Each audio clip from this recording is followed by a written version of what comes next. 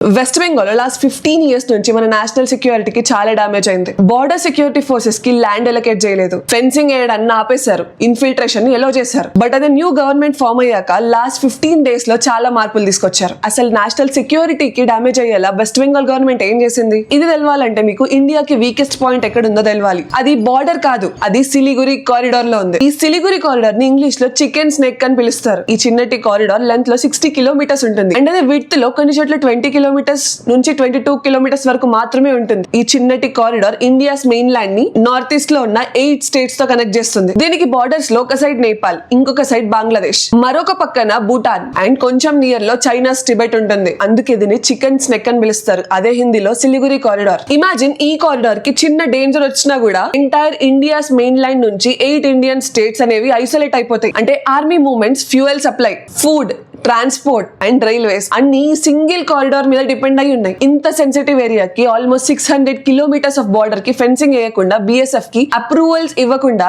పాత West Bengal government national సెక్యూరిటీకి against గా వెళ్ళింది. మరి ఇప్పుడు న్యూ గవర్నమెంట్ వచ్చాక చేసింది ఏంటి? 120 acres ఆఫ్ ల్యాండ్ ని బార్డర్ సెక్యూరిటీ ఫోర్స్ కి హ్యాండ్ ఓవర్ చేశారు. 7 state హైవేస్ ని NHA కి ఇచ్చేశారు. అంటే national highways authority of India కి అప్పగించారు. సో దట్ ఫాస్ట్ ట్రాక్ లో డెవలప్మెంట్ అవుతుంది. బంగ్లాదేశ్ ఇండియా బార్డర్ లో ఉన్న 600 kilometers ఆఫ్ బార్డర్ ని చేసేస్తారు. సో దట్ నెక్స్ట్ ఏ ఇన్ఫిల్ట్రేటెడ్ కూడా లోపలికి రాలేడు. అండ్ ఈ కారిడార్ లో అండర్ గ్రౌండ్ రైల్వే టన్నల్ నిర్మిస్తారు. ఆల్రెడీ చైనా అండ్ బంగ్లాదేశ్ నుంచి ఈ సిలిగురి కారిడార్ ని ఆక్యుపై చేసి 8 states ని వేరు చేస్తామని చాలా థ్రెట్స్ వచ్చాయి. ఒకవేళ ఫ్యూచర్ లో ఈ బోత్ కంట్రీస్ ఒకవేళ గ్రౌండ్ ఇన్వేషన్ కి ట్రై చేస్తే మన త్రిశక్తి ఫోర్సెస్ ఒక 60,000 soldiers తో రెడీగా ఉన్నాయి. ఇఫ్ అది ఏరియల్ గా అటాక్ చేయడానికి ట్రై చేస్తే anti missile and anti drone systems తో మన ఇండియన్ ఆర్మీ రెడీగా ఉంటుంది. ఫాస్ట్ గా ప్లేస్ కి రీచ్ అవ్వడానికి రోడ్స్ అండ్ రైల్వేస్ ని యూజ్ చేస్తారు. Because this is not just a road. ఈ చిన్న corridor entire north east weight ని మోస్తుంది. మీకు మా కంటెంట్ నచ్చితే ఫాలో చేయండి.